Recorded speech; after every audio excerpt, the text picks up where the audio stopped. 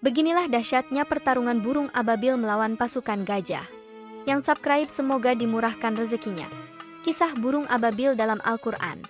Menurut Mujahid, ababil berarti beriringan dan berkelompok. Ibnu Al-Yazidi mengartikan ababil sebagai kumpulan yang terdiri secara terpisah-pisah. Sedangkan dalam kamus Mahmud Yunus, ababil bermakna bergolong-golongan. Untuk mendapatkan pemahaman yang lebih spesifik tentang makna ababil, merujuk pada tafsir Imam Jalaluddin Al-Mahalli dalam kitabnya Tafsir Jalalain.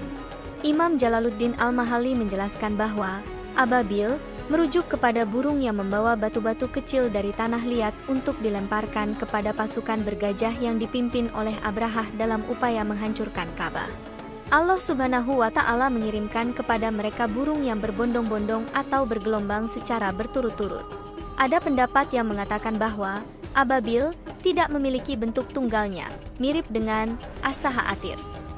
Namun, menurut pendapat lain, bentuk tunggal dari ababil adalah abul, ibal atau ibil dengan wazan, kata dasar yang serupa dengan ajul, miftah dan sikin.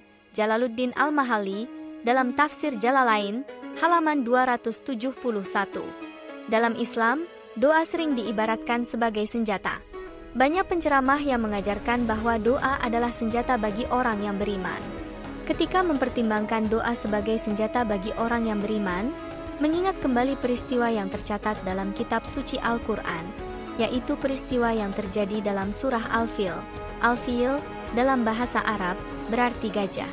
Dalam kitab Ilamun Nubuwah disebutkan bahwa Nabi Muhammad SAW dilahirkan pada tanggal 12 Rabiul Awal, yaitu 50 hari setelah kejadian bersejarah hancurnya tentara bergajah tersebut. Oleh karena itu, tahun kelahiran Nabi Muhammad SAW dikenal dengan sebutan Tahun Gajah. Gajah tersebut diberi nama oleh Abrahah dengan nama Mahmud. Detik-detik penyerangan pasukan bergajah.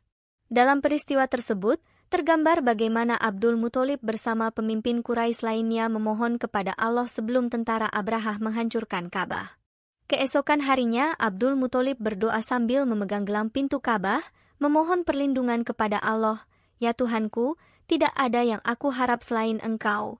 Ya Tuhanku, tahanlah mereka dengan benteng Engkau. Sesungguhnya siapa yang memusuhi rumah ini adalah musuh Engkau. Mereka tidak akan mampu menaklukkan kekuatan Engkau.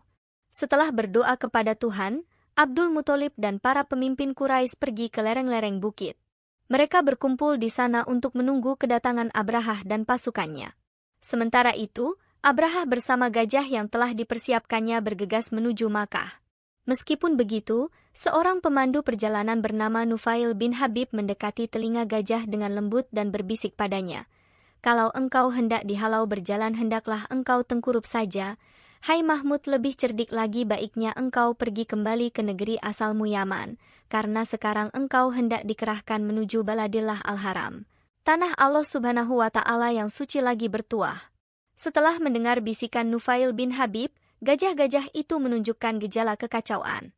Mereka enggan melangkah menuju Ka'bah, tetapi tiba-tiba berdiri dan berlari kencang setelah diperintahkan menuju Syam atau Yaman. Kejadian tersebut menggambarkan kekacauan yang terjadi pada saat itu, seperti yang dijelaskan oleh Ibnu Hisham dalam sirahnya sebagaimana dikutip dalam Tafsir Al-Azhar. Turunnya burung ababil. Kemudian, ribuan burung ababil dari arah laut datang mendekati Abrahah dan pasukannya.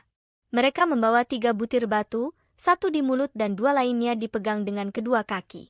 Tanpa menunggu lama, burung-burung itu menjatuhkan batu-batu tersebut ke atas pasukan Abrahah. Suara gemuruh teriakan kesakitan terdengar karena kepanasan. Banyak batu kecil yang membakar mereka, dan banyak yang mengenai sasaran dengan tepat. Nufail bin Habib diminta untuk memimpin perjalanan kembali ke Yaman. Namun, daripada memandu perjalanan, Nufail bin Habib malah mulai bersyair. Kemana akan lari? Allah Subhanahu wa Ta'ala lah yang mengejar. Ashram, Abrahah, yang kalah, bukan dia yang menang. Abrahah, sebagai penggerak utama dalam usahanya menghancurkan Ka'bah, tidak luput dari serangan batu, dan kondisinya semakin memburuk. Meskipun berhasil naik gajah menuju Yaman, namun di tengah perjalanan kulitnya terkelupas dan dagingnya berguguran. Ketika tiba di Yaman, keadaannya seperti anak ayam yang terserang penyakit, dan Abrahah pun akhirnya mati dalam keadaan hancur. Dalam tafsir Al-Quranul Majid An-Nur, Muhammad Hasbi Ashidikie mengutip pernyataan Muhammad Abduh bahwa Allah Subhanahu wa Ta'ala menghadapi Abrahah yang hendak menghancurkan Ka'bah dengan binatang yang membawa kuman penyakit cacar. Sehingga Abrahah dan pasukannya tewas sebelum mereka berhasil memasuki Ka'bah. Kejadian itu merupakan anugerah dari Allah Subhanahu wa Ta'ala kepada penduduk Al-Haram untuk menjaga dan memelihara Ka'bah hingga Allah Subhanahu wa Ta'ala mengutus Nabi Muhammad Shallallahu Alaihi Wasallam. Tujuannya adalah untuk melindungi dan menjaga bangunan tempat ibadah tersebut dengan kekuatan agama. Wallahu a'lam bishawab.